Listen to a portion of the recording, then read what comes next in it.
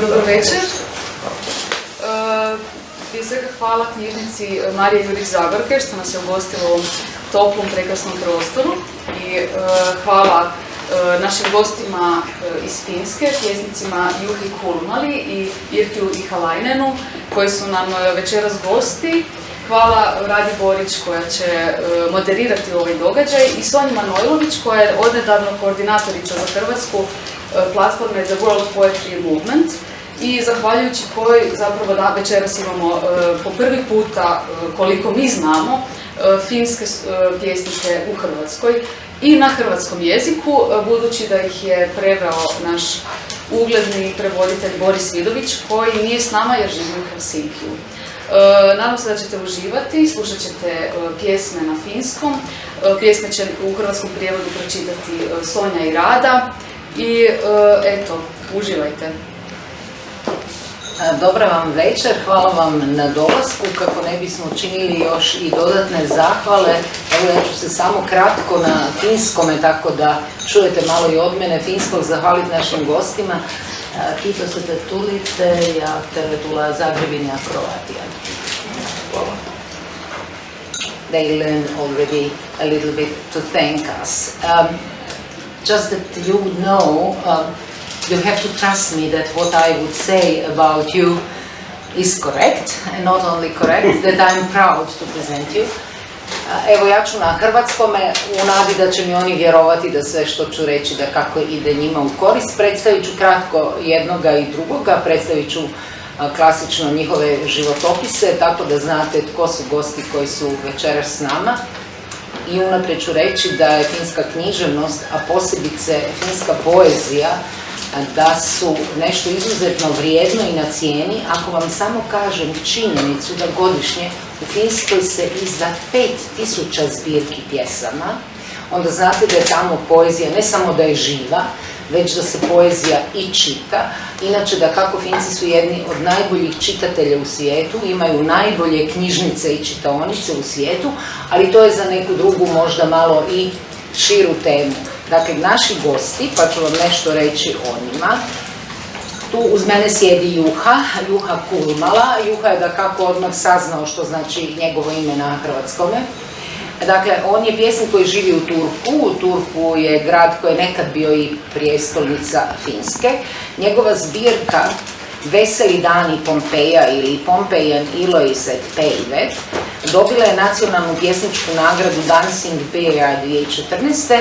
koja dodjeljuje javna televizija Yle, a njegova zbirka Eme ole Dodo, mi nismo Dodo, nagrađena je nacionalnom nagradom Jarkko Laine 2011. Kulmalina poezija ukorijenjena je u bitu, u nadrealizmu, u ekspresionizmu i često se koristi, i vidjet ćete, to čućete kad će Sonja ga čitati, i uvrnutim humorom i lakonskim humorom. Pjesme su mu prevedene na više jezika, nastupao je na mnogim festivalima i klubovima, na primjer u Engleskoj, Njemačkoj, Rusiji, Estoniji i Turskoj, ponekad sa glazbenicima, ali i drugim umjetnicima. Također je predsjednik festivala Tjedan poezije u Turku. Kad sam rekla da je nastupao po mnogim festivalima i klubovima, u Finskoj se poezija izuzetno čita u različitim prostorima, posebice i u klubovima. Mi smo imali povijesno također mjesta na kojima se čitala poezija, još uvijek postoje neka mjesta gdje se čita da li poezija jutrom ili poezija pod starim krovovima, ali u Finskoj je upravo čitanje poezije, uživanje u zvuku poezije nešto što bismo mogli možda od njih i naslijediti, da ne kažem ukrasti. A ovdje lijevo od mene je Jyrki Ihalainen. Jyrki je također, osim što je pjesnik i pisac, on je i prevoditelj i izdavač je. Ihalainen je do sada objavio 34 zbirke poezije i na finskom, i na engleskom, i na danskom. Njegova prva zbirka Flash and Night objavljena je još 1978. godine. On sam posjeduje izdavačku kuću Palladium Kirjat, Palladium knjige, u sklopu koje sam od početka do kraja proizvodi knjige. Rekli bismo da on čovjek samo izdat koji sam dakle radi, prevodi, piše, prevodi, izdaje, tiska ih u svojoj tiskari koju ima i brine se naravno i o prodaji knjiga. Njegova djela, što je jako zanimljivo, također osim dakle te muzike, vidjet ćete, koja prati u Finskoj kada se govori poezija, njegove knjige su ilustrirani mnogi odlični vizualni umjetnici, da kako finske kao Outi, Ihalainen i Maritu Liulija ne poznajete, ali sigurno ste čuli za Vilijama Borousa. Ihalainen je dobio niz uglednih nagrada u Finskoj, još počevši od kasnih 90-ih, Nuoren Vojman Lito, to je asocijacija mladih pjesnika, tada je i on bio nešto mlađi nego danas. Dobio je i nagradu za umjetnost, nagradu Eino Leino po velikom finskom književniku 2010. Također ono što je važno ovdje reći, i zato su s nama obojice danas ovdje, on je umjetnički direktor Aniki Poetry Festivala koji se odvija u Tampereu. Njegova najnovija zbirka Osvijetljen objavljena je 2016. Bavi se sam izvođenjem poezije, bio je između ostaloga i gost na albumu finskoga rap izdavača Asa 2008. godine gdje izvodi tekst pjesme Alku Asuakas, mogli bismo reći domorodac ili ono prvi čovjek. Evo toliko da znate tko su naši gosti. Pa onda, budući da su tu tako rijetko, imamo prilike i čuli ste da prvi puta imamo pjesnike, iako sutra će biti gošća u Zagrebu Sonja Oksanen, naša finska poznata književnica koja je već boravila u Hrvatskoj i sa svojim romanom Purge, Iskupljenje, je postigla odličan uspjeh svuda u svijetu, mislim da je prevedena na 40 jezika. Poezija je nešto što manje poznajemo, pa evo prilika je, pa ću ja naše goste ponešto priupitati. Pa evo, reći ću prvu stvar o tome koliko nam je suradnja važna i neka nam svako od njih ponešto kaže o pjesničkoj sceni u Finskoj ovog trenutka. So now it's you. Thank you for waiting patiently. A cooperation between poets, between countries, are important, and we are very thankful that this happened. And while I was reading your biographies, I told how important it is to present poetry, not only that people will buy the books and read them at home, but how it is that you perform your own poetry in front of the audience. But for the beginning, maybe, since we know so little about Finnish contemporary poetry or poetry at all, could you just a little bit tell us, for the beginning, both of you, how you would say what's now in Finnish poetry and what's going on in Finnish poetry? Just a few sentences to break the ice. First, of course, thank you and great thanks to the Croatian Writers Society who invited us. Well, what's in Finnish poetry? I think it's is like this open mic and live readings and that kind of poetry that is maybe not so literally, how would I say? It's not like traditional poetry in all aspects, but it's very popular. It's very popular among the young writers who just maybe have like 2, 3, 10 or 20 poems and couldn't get the collection ready, but they can go and read it in those events. And it's. I think that's the big thing during the last 10-15 years, the new thing. Okay, maybe for you then a more specific thing. Everyone here knows a long history of Finnish literature and Finnish tradition, and especially everyone knows we had to learn it in school about Kalevala. And just tell us a little bit what's this appreciation towards Kalevala which in fact is a book of poetry, but a book of magic. So when you write your poems and they put here how one combines from one side tradition, then modernity, you're both political in your songs, they would hear, how you reflect the society you live. So what could you tell of the influence of, let's say, we had a common lunch together, and I joked that you have in your genes poetry from Kalevala times. Especially in my festival since nearly 20 years, we have old poets performing, and then next poet is a young poet. And these old poets, they have this habit of making this poem like this walking, making the rhythm. And they, especially women, they do it very much in rhythm. And then young people have started this rhythm like rap. They are learning it from old ones. Of course, this goes round like a ball. So I think it's a very modern way also to make this old rhythm alive again. Because there's in Kalevala there is you say 2 times the same. And if you say 3 times like me, so it is magic. Yes, Yeah, so and old Shklovsky would say when you repeat something, even the same word, semantically it's not the same. Please, could you speak louder? Because there are Could you- no microphones. Sorry. Oh, sorry. Sorry. Yeah. It's okay, we'll try. Thank you.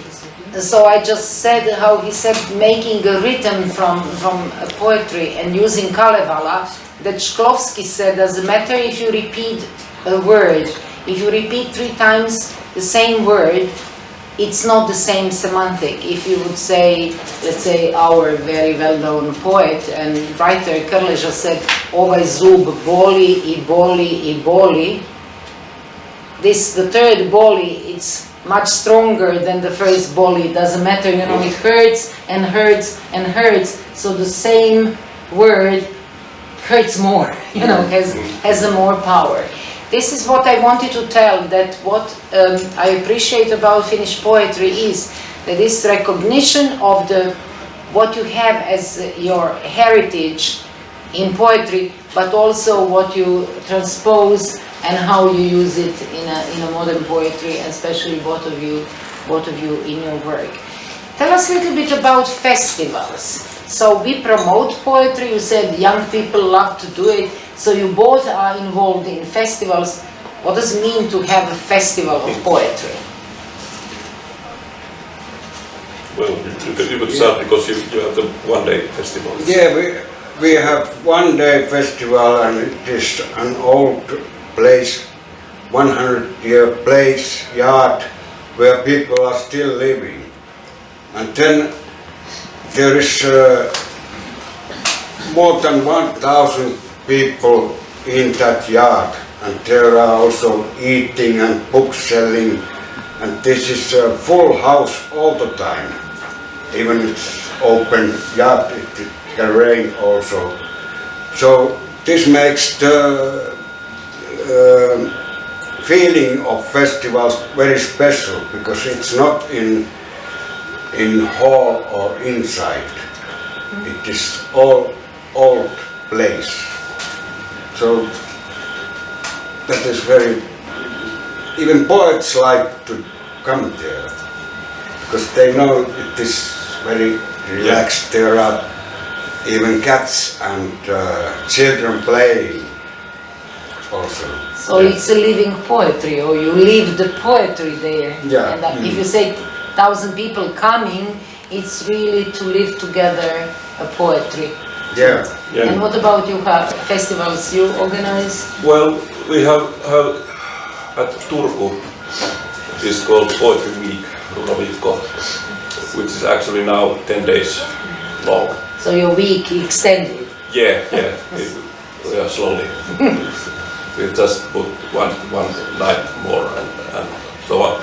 It's a bit different. It's quite urban. It's usually in cafes or bars, pubs, or maybe even in library.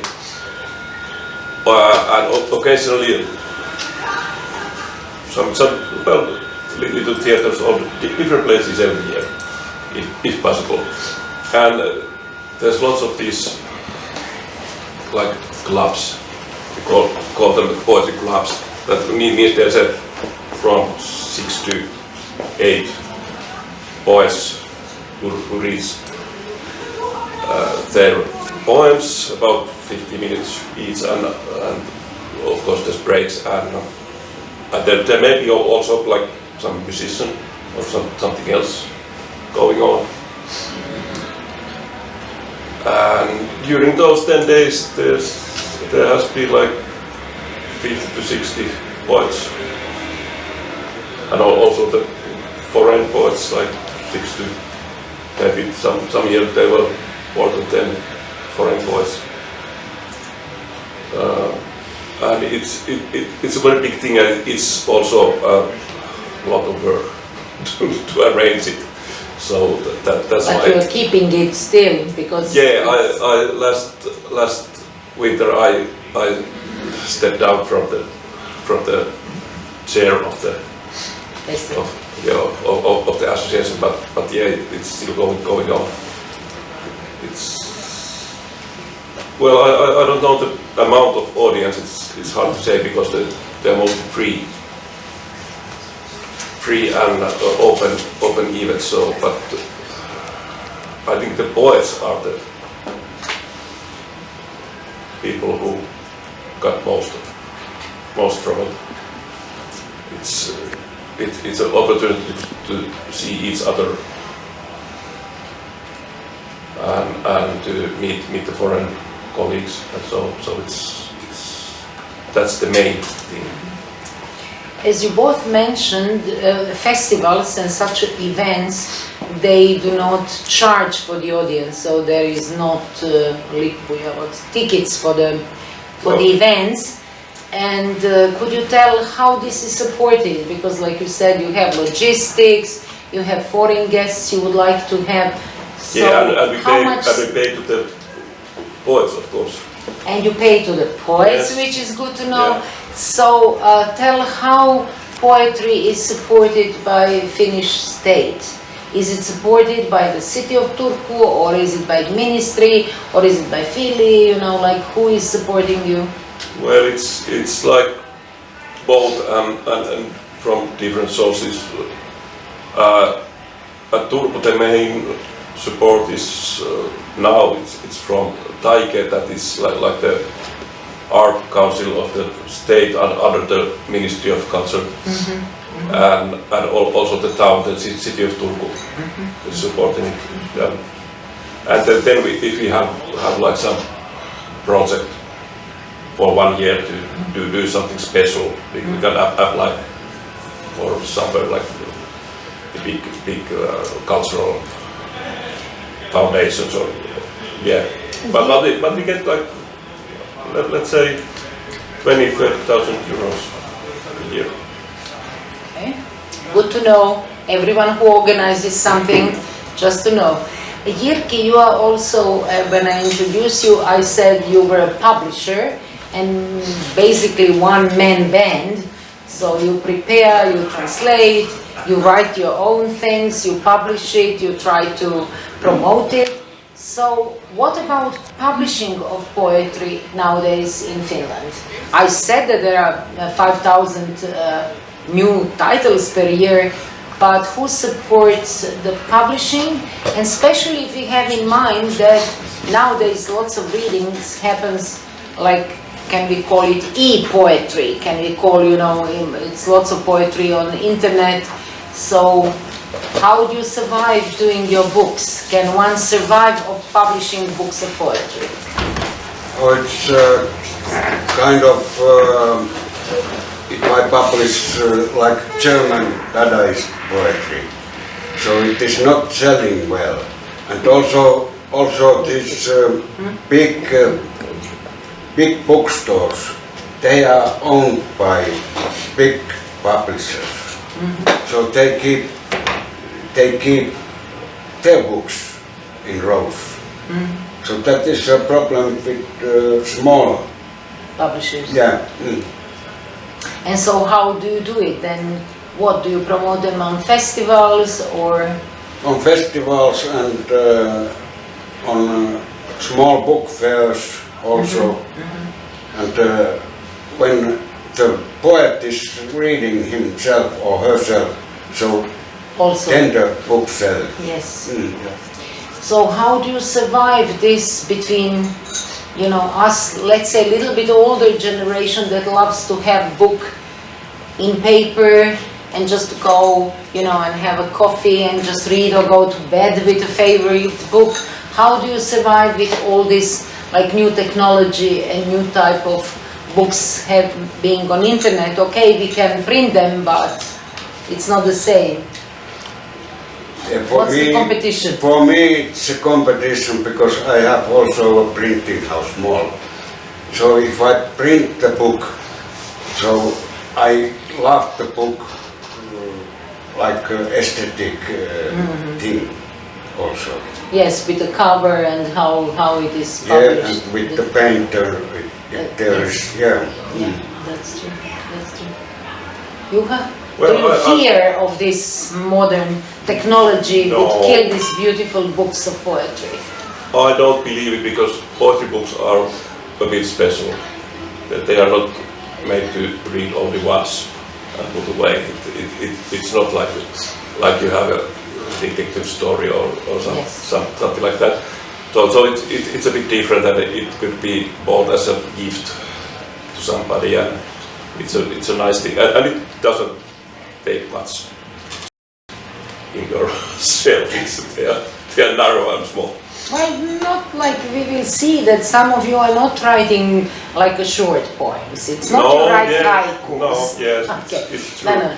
That I think that's a good point, and I think that everyone knows now that the survival of the book itself. One thought they wouldn't survive, but a good book would survive. And as you say, yes, it's always pleasurable to have a book of poetry that you return to. Yeah. That it's not one reading and that's it. Okay, I think that maybe also Jyrki, tell us a little bit about the influence of other arts to poetry. Because as we know, you both like music, and I said that eventually for our guests here, when they would hear Finnish poetry, since they wouldn't know what you were telling, it would be like music to them. So that they would translate this music as when we listen to music, maybe we write our own story in a head. So they most probably would do the same. So you both cooperate with the different artists, and so what is your experience in such a cooperation? For me, it's adventure to work with musicians live, and for example, some musicians we never do it before we go to play. It is the first time, so that is one. Yeah. It's very nice. I have like this like a band with two friends who are musicians, and when we have the opportunity, we do gigs. Gigs, yeah. I love it. Yeah. We do gigs, and it's totally different from reading alone. Yes. Many times I change the poems a little from here and there, so they fit better with the mood. Yes. But that's also the thing that even we don't practice much. Just agree and play something like this, and this would be like jazz and then like circus music or something, and this is like Doors or something, and that's it. Because they're good musicians, they can improvise. like being your backup, but for Yeah. some things that I watched, it's more than Yeah. being in synergy with one another, like that you put two arts together. Yeah, Maybe- and also to give some space to musicians, they can play and I can take a break and come back. Yeah. Maybe since I think that our audience is really curious to hear the song, maybe a kind of a last question, but we'll open the floor for questions to you. Maybe a little bit tell us, because I think that our audience know that in Finland eventually somebody told, I think Bertolt Brecht said that Finns are quiet in 3 languages. If you didn't know, this is what I found out, that they are quiet in Finnish, Swedish and Same, which is the language of the Lappish people.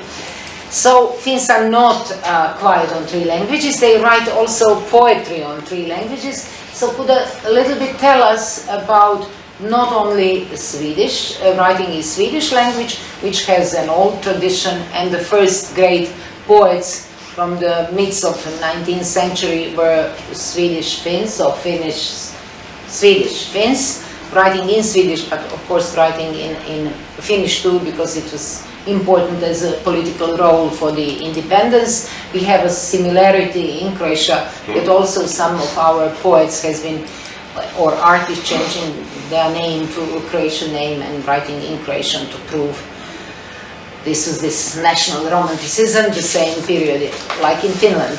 So tell also something as a new phenomenon that we yet do not have. You have a poetry, and thank you Jyrki, I got one book today. You have a poetry of the people that find their second home or a new home in Finland. You have a poetry of the so-called newcomers. I hate word refugees, but basically they came as refugees and migrants. So tell us a little bit about this writing on many languages now.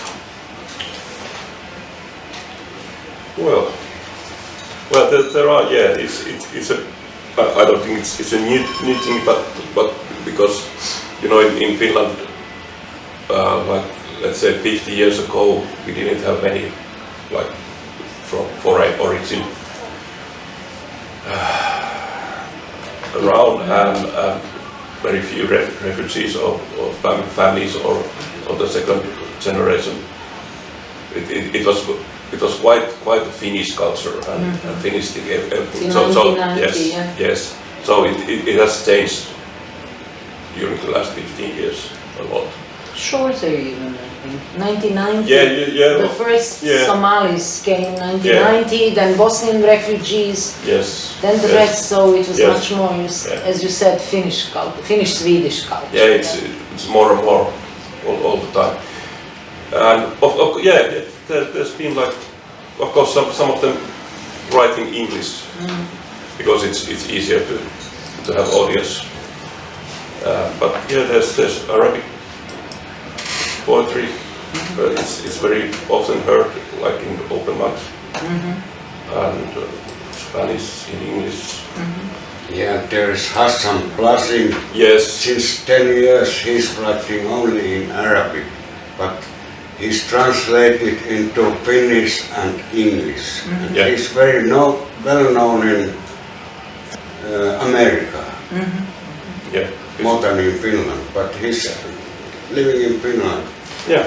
So poetry definitely crosses the borders, not caring about the borders. Yes, it does.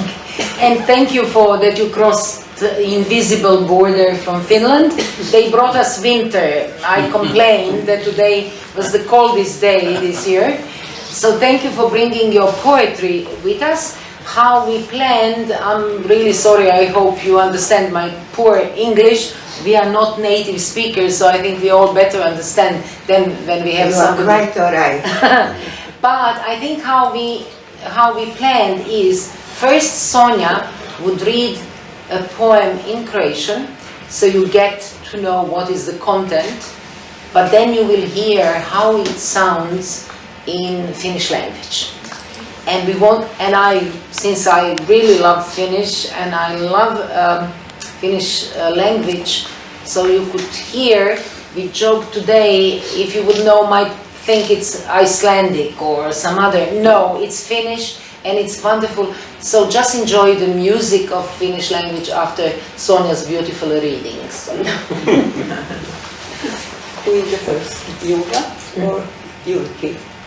Juha, you will read. You want to read the first? How did you want to read first? That she reads, then you. Yeah, you can usually, but only one poem and then I'll read the other. Yes.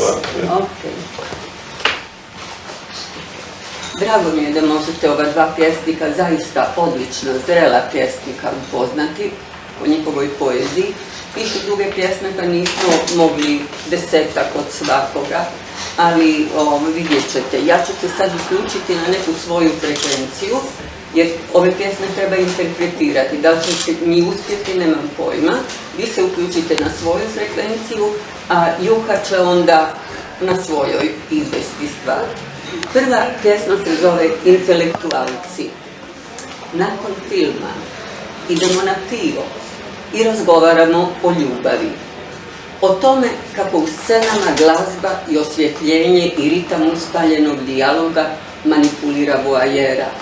I kako u tome nema ničega osebujnog i novoga. A nakon ljubavi idemo na pivo i razgovaramo o smrti. O tome kako između završne špice i uvoda stane iluzija o stoljeću. Kao da je to vlastito iskustvo. I kako takva linearnost nije zanimljiva. A nakon smrti idemo na pivo i razgovaramo o filmovima i tome kako izvan zbivanja u tami svi žude uroniti u tu duboku maznu svjetlost koja se reflektira na sedetu ekrana i u umirućim mjehurićima u pivskim čašama ispod šiški i čela, premda je to samo citat, a mi razgovaramo onako kako su još prvi ljudi razgovarali. Svega časa ranije kad se žarka sjena ruke penjala stjenom dok je vatra derala noć. Ali onaj tko je izmislio vatru, izmislio je i tamu. I ne možemo izaći iz kruga tih riječi, osim kad nas na to natjera izuzetna glad.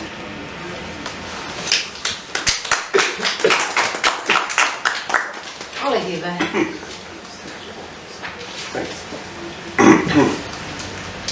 Älyköt. Elokuvan jälkeen menemme oluelle ja puhumme rakkaudesta. Kuinka sen kohtauksissa musiikki ja valaistus ja kiihkeä dialogin rytmi manipuloi virkistelijää. Ja kuinka siinä ei ole mitään omaperäistä ja uutta. Ja rakkauden jälkeen menemme oluelle ja puhumme kuolemasta. Kuinka lopputekstien johdannon väliin mahtuu illuusio vuosisadasta, ikään kuin itse koettuna. Ja kuinka sellainen lineaarisuus ei ole kiinnostavaa. Ja kuoleman jälkeen menemme oluelle ja puhumme elokuvista. Kuinka tapahtumien ulkopuolella hämärässä kaikki kaipaavat siihen syvään, hyväilevään valoon, joka heijastuu valkokankaan helmiäiseltä, kuolevista kuplista olutlaseissa ja otsatukan ja otsan alta, vaikka se on vain lainausta. Ja me puhumme niin kuin alkuihmiset ovat puhuneet hetki sitten, kun käden loivottava varjo kiipesi kalliota tulen repiessä yötä. Mutta joka keksi tulen, keksi myös pimeää. Emmekä me enää poistu näiden sanojen piiristä kuin äärimmäisen nälän ajamia.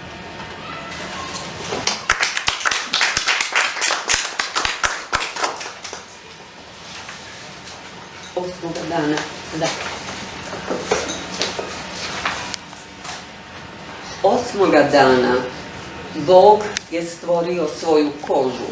Ja sam unajmio sobu u hotelu i čekao dok se otrov ne raščisti. Listao sam Bibliju i jelovnik, gledao vijesti o bombardiranju. Televizijski rat tako je pun nostalgije, poput pečenih jetvica, muškog znoja. Noću uz cestu poklopac motora ostao je podignut. Čitavi gradovi, ovdje se rađa nova rasa ljudi. to zovemo poduzetništvom. Ispod kreditne kartice prsti se ustrzaju, dodiruju, ponekad se odlomi nokat, odlomi se komad divovske države i otpluta, polarni medvjedi se tope, ledolomci se lome, koraljni greben se otkori, kosti carske obitelji su skupljene i oni opet piju čaj, opća skupština. Puna je nauljenih skliskih hrvača, stare pripovijesti. Stavljaju se u rezalicu i iznova lijepe selotejpom. Svi su grmovi u plamenu. Magnetičnost tvojih pjega ometa prijednik. Moraš me uzeti, više nema jeftine kobasice. Više nema zemlje koja proizvodi meso gospođica. Drži me.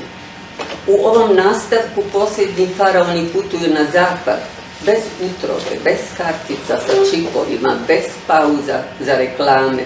Zemljom se ne može više vladati kao ni morem. Gle, carski oklopni brodovi na pučini prije no što stignu ispaliti i jedan hitac, udaraju u fatamorganu i tonu. I to je ono što imamo. Minute u kojima tek iščahureni leptir suši svoja nova krila, prva ljubav upravo počinje. Romantika.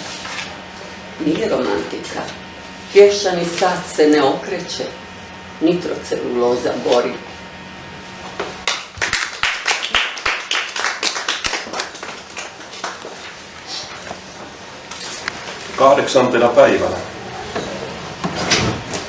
Kahdeksantena päivänä Jumala loi nahkansa. Minä otin hotellihuoneen ja odotin, kunnes myrkyt poistuivat. Selailin raamattua ja ruokalistaa, katselin pommitusuutisia. TV-sota on niin täynnä nostalgiaa kuin paistettu maksa, mies, hikeä. Yön tienposkeen on jäänyt konepelti pystyssä, kokonaisia kaupunkeja. Täällä syntyy uusi rotu. Sanomme sitä yritteliäisyydeksi. Luottokortin alla sormet koskettavat säpsähtäen toisiaan. Joskus lohkeaa kynsi, lohkeaa pala jättiläisvaltiota ja huiskentelee pois. Jääkarhut sulavat, jäämurtajat murtuvat, vallirilta riutuu pois. Tsaariperheen luut on koottu ja ne juovat taas teetä. Yleiskokous on täynnä liukkaiksi öljyttyjä painijoita. Vanhat tarinat ajetaan silppuriin ja teipataan uusiksi. Kaikki pensaat ovat tulessa. Pisamiesi magneettisuus häiritsee vastaanotinta. Sinun on otettava minut. Halpa makkara on loppu. Maa, joka tuottaa neitojen lihaa, on loppu. Pitele minua. Tässä jaksossa viimeiset faaraot matkaavat länteen ilman sisuskalujaan, ilman sirukorttejaan, ilman mainostaukoja. Maata ei voida hallita sen enempää kuin mertakaan. Katso, keisarilliset panssarilaivat ulapalla, ennen kuin ehtivät ampua laukaustakaan, törmäävät kangastuksiin ja uppoavat. Tämä on nyt se, mikä meillä on. Minuutit, joilla vastakuoriutunut perhonen kuivattelee uusia siipiään. Ensirakkaus alkamaisillaan. Romantiikka ei ole romantiikkaa. Tiimalasia ei käännetä. Pumpuliruuti palaa.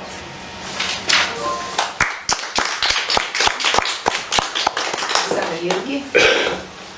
Excuse me, I must go, but I wanted to say a word. My son was with a few friends from Zagreb traveling to Finland for a few days last summer. He's an architect and he was totally fascinated with your big new library, multifunctional library. Totally fascinated. Okay. Thank you for coming. All the best to you. Thank you. Bye. Thank you.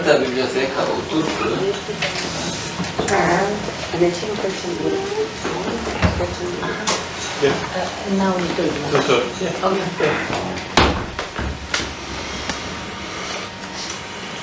Pečem vuru na tvojoj staroj tavici. Pečem vuru na tvojoj staroj tavici, u tvojoj staroj kuhinji. Mast klizi i jurca, kiselina postaje slatka, vura počinje curkati, šparet ti je pod kontrolom, pupoljci tvoje pelargonije svjetlucaju, milovani suncem na prozoru, divim se tvojem posuđu, goloj prirodnosti tvoje daske za peglanje. Okrećem vuru, Na ljetnom vjetru svira špricanje akvarela. Grad je curkava harmonika koju znojni sumokerubin baca prema obali vremena. Nisam znao da vrijeme ima obalu, da se stalno povlači poput oseke prema okrutnoj mjesečini i vočkama kruške. Nisam to znao prije no što sam vidio tvoju ljušturu školjke. Miris bure je miris slatkog Sizifa i beskrajnog znoja. Suveniri s putovanja lijepo ti vise na zidu poput zubiju. Tvoj osmijeh me urazumljuje. Zašto bih plakao zbog osušene aspidistre daleke kraljevske kuće? Zašto bih brinuo zbog cijene celuloze u godini kad šiške dobro rode? Bura se kuha i postaje sočna. Sanjam praktične snove, rijetko krv, brtvilo drži. Ja sam obziran i utilitaran, ide mi nakurat sreća fašista. U ovakvoj večeri koja se spušta u ogromnoj mekoći poput pletenice, zrak se smirujuće kreće i posvuda ga je. Srce mi je usamljeni piroman, tiho rominjanje tvoje glazbe je neiscrpni benzin pod neugasivim iskrenjem. Srce mi je dvoglavi frik koji pluta u kloroformu. Bura se sve ljepše zlati. Trupe su uz podršku trupa opet prešle granicu. Ljudi iz gore nisu poput ljudi iz doline. Divim se tvojoj gipkoj mudrosti. Tvoja stara talica stvarno dobra. Tvoja stara kuhinja žari se poput bombona. Malo spuštam temperaturu, tako će dulje trajati. Puštaš smijeh narodnih masa da uđe s balkona unutra. Bura se peče. U svijesti masa ima strašnih rupa, ali noću se one zatvaraju. Bura se peče, noću se iz morske pjene diže nešto bezbožno. Kuće se skupljaju u krug i navijaju, plešeš među njima, poput rascvjetane makovine. Bura se peče, već osjećam sol. Bura se peče, bura je gotova.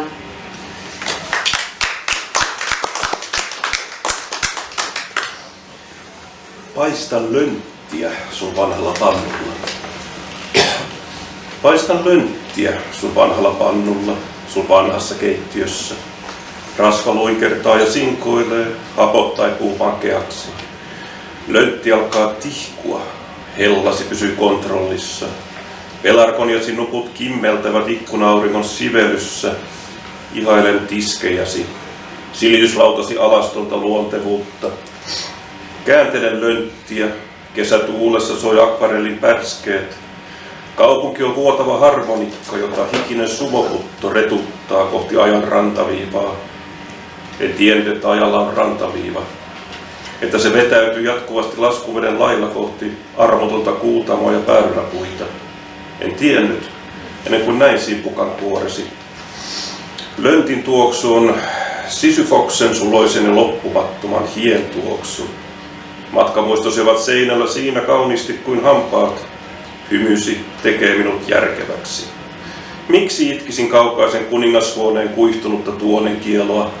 Miksi murehtisin sellun hintaa näin hyvänä käpyvuotena? Löntti hautuu meheväksi. Näen käytännöllisiä unia, harvoin verta, tiivisteet pitävät. Olen huomaavainen utilitaristi.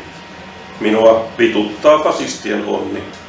Tällaisena iltana, joka laskeutuu valtavalla pehmeydellä kuin palmikko.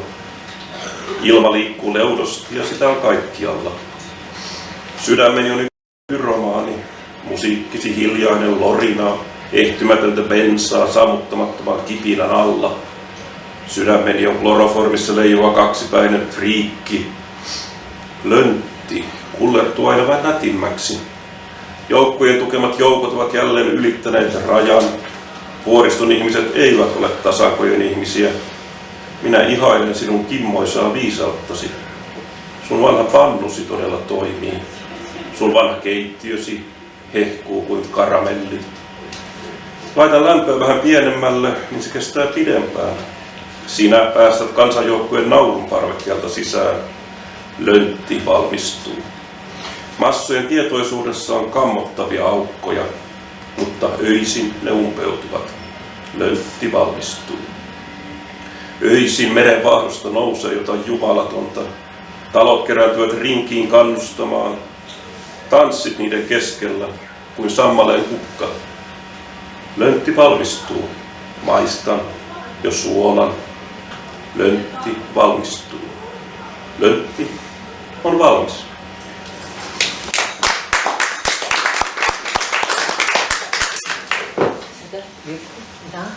And now we have a chance to hear Jyrki's poem, which I would read in okay.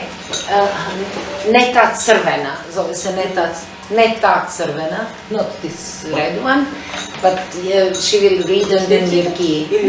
Ne, dogovor je bio da ću ja pročitati tu crvenu, međutim mislim da Sonja toliko dobro čita, ja ću ostati pri moderaciji. Izvoli. Želite da ja čitam? Naravno. Jyrki Ihalainen. Malo glasnije sam. Ne ta crvena. Ili priđi im bliže. Nije to ta crvena. Možda je crvena crvenog trga, dok se njemački mali zrakoplov spušta na trg da razbudi Kremlj. Ili je to grimizna crvena plašta budističkog svećenika, ili možda crvena džepne knjige umočene u crno vino. Ili je to crvena kasne jabuke, crvena kao čili, crvena hitne pomoći, crvena brvnare. To je crvena poput mahnitog upovanja. To je crvena poput neba kad gori tvornica boja. Kad bi to barem bila tvoja boja konačna. Ali možda je tvoja boja prije berlinski plava. To je plava Salonenovog autoservisa. To je plava Tuarega iz Sahare. To je ledeno plava i u njoj je rupa. To je plava noćnog neba nad Kitilom. To je plava poput smijeha ljenjivca dok visi na opačke. Plava poput kutije žitan cigareta na kojoj pleše ciganka. To je plava potištenosti, plava sna.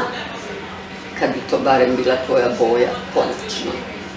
Ne, ipak to nije plava. To je garantirano bijela zadržanog daha. To je bijela poput mlijeka. To je bijela poput finskog sira. To je bijela poput pepsodenta. To je bijela poput šećera u prahu. To je bijela poput grijalice. To je bijela isprekidana crta na cesti i pleše. To je preokrenuta bijela, samo što je ta crna. To je crna poput sataninog mekanog stiska ruke. To je crna poput crne kutije u zrakoplovu. To je crna poput preteške crne rupe u svemiru. To je crna poput gladne pantere. To je crna poput gume za kočnice. To je crna žeđ. Samo što to ne može biti crna. Crna ne može biti tvoja boja. Tvoja je boja sigurno žuta boja suncokreta. To je žuta boja pijeska na Bornholmu. To je žute biblioteke. To je žuta jesenje šume i žutog tiska. To je žuta fonektivnog telefonskog imenika. To je žuti sen na siru. To je žuta šafrana. To je žuto kao kari. To je žuta nijansa. To je okonj snježnog leoparda. To je neodržano obećanje. To je električni neuralni put. Kad bi to barem bila tvoja boja, toliko se toga plašim. Ja znam, tvoja je boja ipak zlatna. To je zlatna astečka središnja memorija, kalendar. To je zlatna otopljenog polarnog kruga. To je zlatni bljesak na horizontu dok ulječe meteorit. To je zlatna poput paukove mreže na jutarnjoj rosi. To je zlatni mamac koji mami lososa. To je zlatna zlatnog retrivera. To je zlatna zmijskog oka. To je zlatna poput Kleopatrinog jezika. Ali zlato moje, ni ja nemam novaca za svo to zlato. Recimo da je to ipak zelena poput šume. To je zelena poput patiniranog bakra. To je zelena poput pljesnivog sira. To je zelena makovine, to je zeleno smreke, to je zelena peršina, to je list lopoča, to je bojnički zelena, to je zelena naše pregrade u kuhinji, to je zelena poput apsinta i odsustva, to je zelena poput žetona za perilicu, to je zelena poput školarca u javnoj kući, to je zelena poput finske zastave, pa neka to onda bude tvoja boja i ja ću doći u tvoju zelenost, zalit ću tvoju zelenost, ispuniti tvoju zelenost i ja ću te jasenovati, ja ću te omahoviniti, popa pratiti i u zelenoj sjenci klonut ćeš u san. Ah, kažeš, a ljubičasta? Pa stalno ti govorim, ljubičasta je tvoja boja.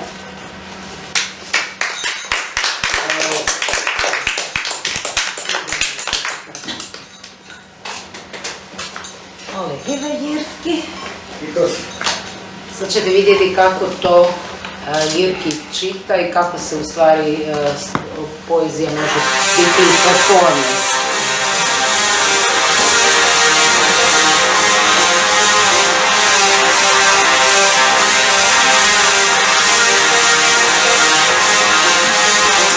Se ei ole tuo punainen. Se on että punaisuustorin punainen. Saksalainen pikkukone parkissa Kremlin edessä. Tässä on tiibetiläisen munkin karmoliinin punainen. Tai sitten se on punaviiniin kastetun poskarin punainen. Talviomenan punainen. Sininpunainen. Pelastuslaitoksen punainen. Hirsitalon punainen.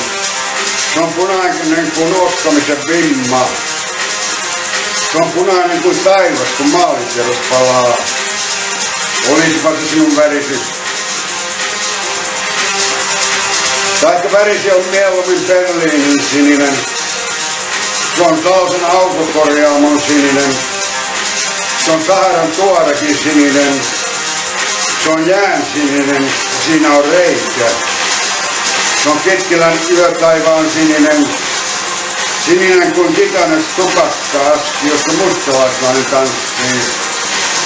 Se on alakuon sininen, unen näön sininen. Olisipa se sinun värisi sittenkin. No, se ei sittenkään ole sininen. Se on tappi valkoinen kuin maito. Se on valkoinen kuin leipäjuusto. Se on valkoinen kuin pepsoden. Se on tomusokerin valkoinen. Se on valkoinen katkoviiva ajoradan keskellä ja tanssii. Se on nurinniskainen valkoinen, paitsi että se on musta. Se on musta kuin velkosti kättelevä saatana. Se on musta kuin lentokoneen pimeä laatikko. Se on musta kuin ylöspainoinen tyhjä kaivo. Se on musta nälkäinen pansseri. Se on musta kuin jarrupalat.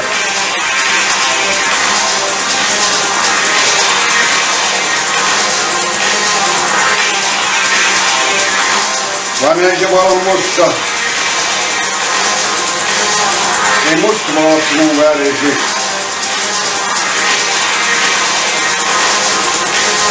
Sinun värisi on varmaan auringon kuka keltainen. Se on Bonhomin hiekan keltainen. Se on keltaisen kirjaston keltainen. Se on ruskan keltainen ja keltaisen lehdistön keltainen. Se on Ponektan luettelon keltainen. Se on keltainen sinappi juuston päällä. Se on saframin keltainen. Se on keltainen häivähdys. Se on lumileopardin silmä. Voi kun se olisi sinun värisi. Minä tiedän, sinun värisi on sittenkin kultainen. Se Se on abstraktien keskusmuistin kultainen. Se on sulatetun kääntöpiirin kultainen. Se on kultainen rannekello koomikon ranteessa. Se on kultainen kuin hämäräkin seitti aamun kasteessa. Se on kultaisen noutajan kultainen. Se on käärmeen silmän kultainen. Se on kultainen kuin Kleopatran kieli. Mutta kultaiseni, kaikkein tähän kultainen minullakaan ole varaa. Sanotaanko, että se on sittenkin metsän vihreä. Se on vihreä kuin koparin patina. Se on vihreä kuin homehtunut juusto. Se on sammaleen vihreä. Se on kuusen vihreä. Se on persian vihreä. Se on umpeen lehti. Se on armeijan vihreä. Se on meidän keittiön seinäpaneelin vihreä. Se on vihreä kuin absintti ja poissaolo. Se on vihreä kuin pesukoneessa käytetty taala. Se on vihreä kuin koulupoika ilotalossa. Se on vihreä kuin Suomen lippu. Olkoon se sit sinun värisi. Minä tulen sinun vehreyteesi. Kastelemaan sinun vihreyttäsi. Täyttämään sinut vihreällä. Ja minä saarnin sinut. Sammaloin sinut. Sanioin sinut. Vihreän katveeseen. Sinä uudet uneen. Ai, sinä sanot, että se on violetti. Minä sanoin alusta lähtien, violetti on sinun värisi.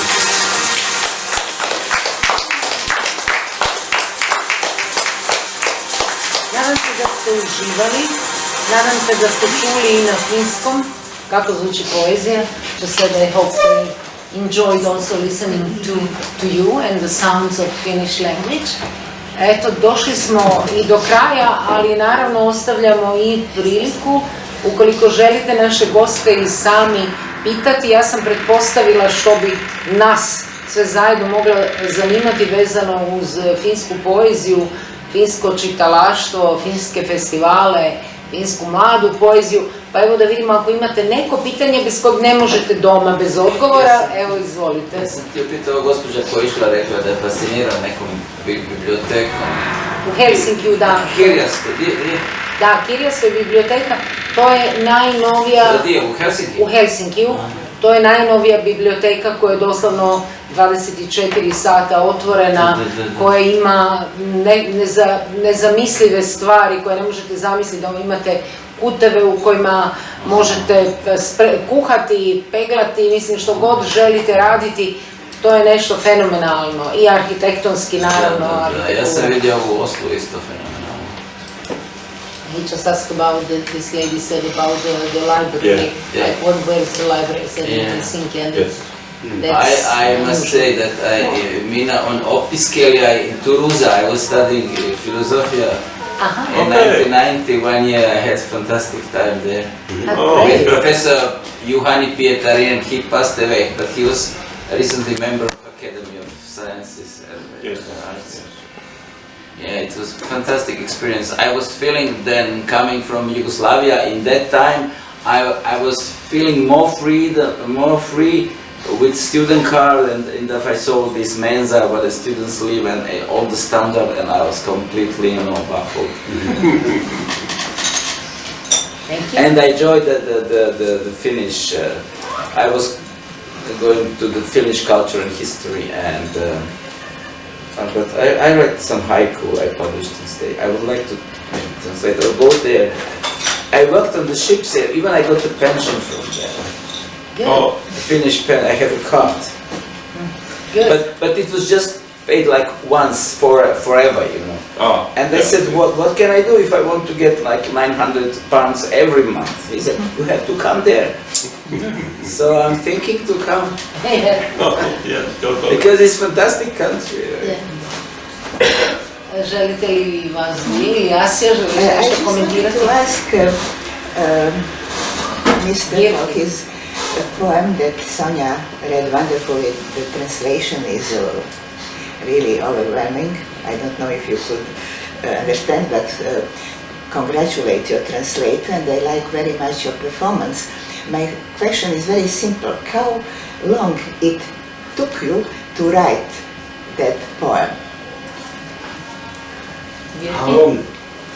Because it's like, I mean, it's very long with lots of images.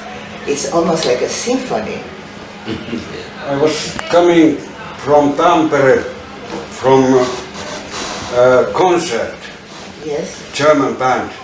So I was driving 20 kilometers motorway, and I was writing it when I was driving.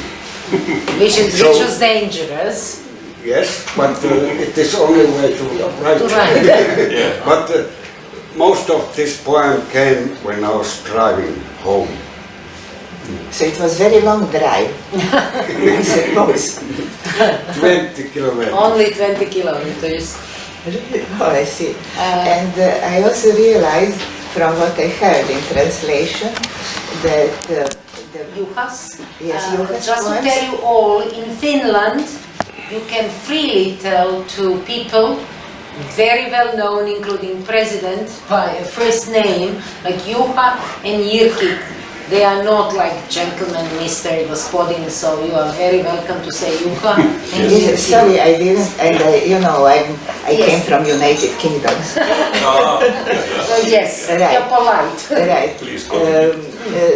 Yes, Juha, I realized that your poems are very different, like intellectual and all others. So, what is your inspiration? How they come up? They are kind of more like a fan.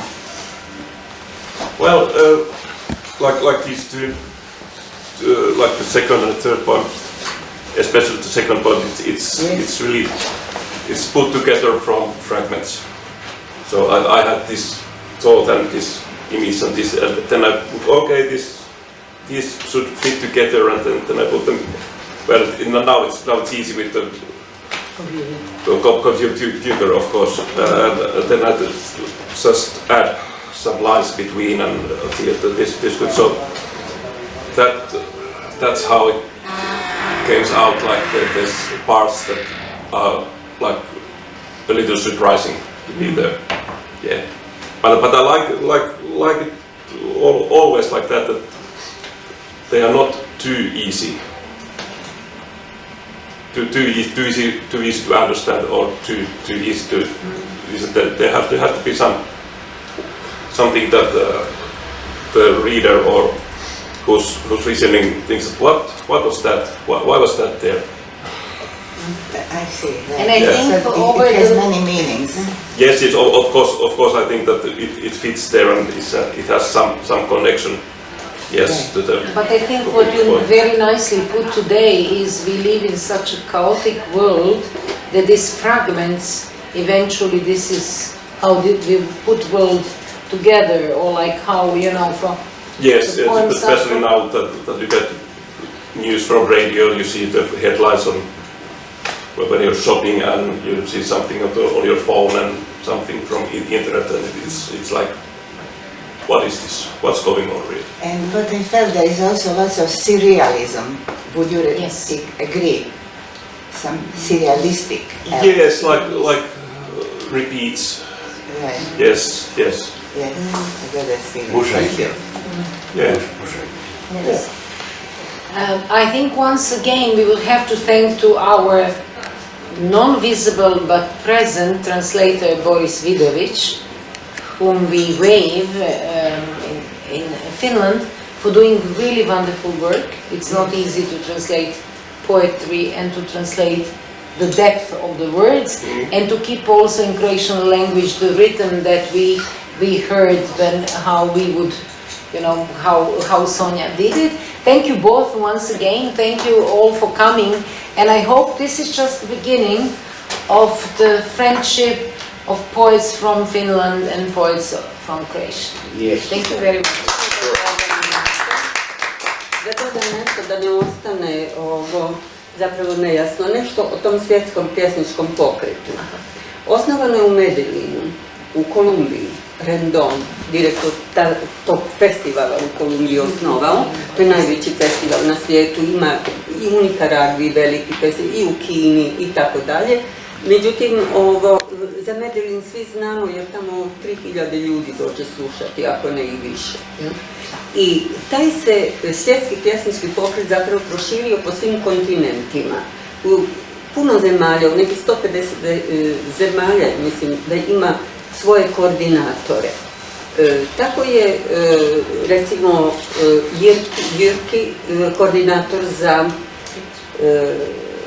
za Finsku, a ovdje u Hrvatskoj je bio Pogačar. Međutim, on je predložio mene jer stil života mu je takav da je odlučio da je bolje da skine taj teret i zadovoljstvo.